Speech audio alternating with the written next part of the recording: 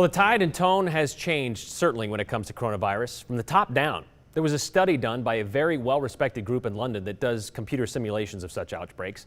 And they determined that if the U.S. did nothing to stem the tide of COVID-19, just keep on living like we always have, more than 2 million Americans would die from it. Not get infected, not get sick, but die.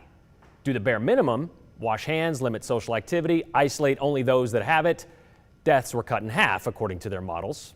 But that's still 1 million American deaths. Facts, not fear, I know, but those are the facts, which is why this week we've seen more drastic measures taken, not just nationally, but we've seen it here as well. The most drastic, an isolation order handed down by Idaho's Governor Brad Little yesterday for Blaine County. It's the state's hotspot when it comes to coronavirus.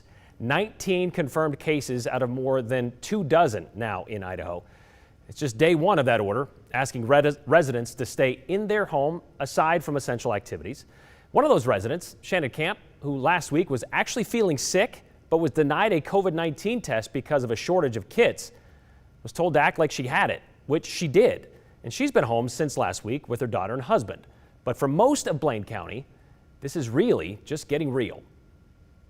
So you've been kind of in your house for the last week or so and kind of practicing this and getting into but have you been able to get out and kind of sense a mood of what it's like right now in Blaine County? Yeah, so I've been trying to get out. We take turns again, my husband and I try to get out once a day. You know, the mood, it's eerie. You drive through Ketchum and there's 4 cars on the street total. People are still, I think, trying to get outside. Obviously, it's a very active community.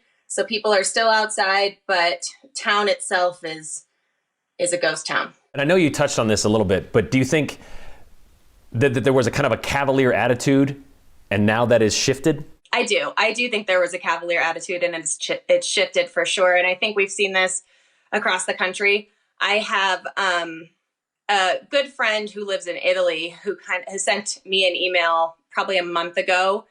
And they had a Cavalier attitude, and she basically said, look, this is real.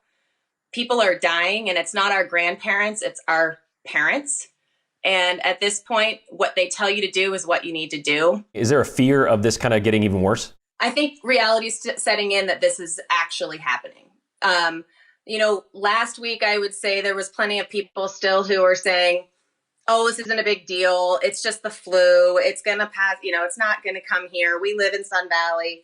And I think now people are like, oh, wow, this is real. I haven't sensed a lot of fear, but I have definitely sensed that people are taking this seriously now. You said small town, tight community. How do you think they're all going to pull together? How are they going to pull through this? I know that we have a lot of nonprofits in this town. And I know that a lot of people are putting their heads together on how we can keep people afloat during this time. I know a lot of people are banding together. We're all trying. I mean, the other night we ordered takeout from our friend's restaurant just to give them business and make sure that they were still seeing some income. We are paying our daycare provider, even though she's not going to daycare.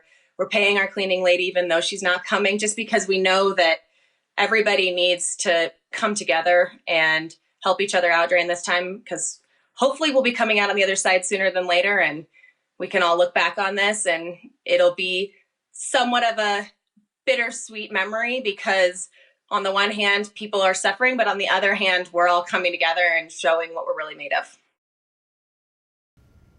Shannon says she thinks the shelter in place is a good thing right now for Blaine County, taking the decision to distance out of the hands of employees and employers. She says the hardest part of this whole thing, though, is the unknown. How long it will last, 2 weeks, 2 months, a year.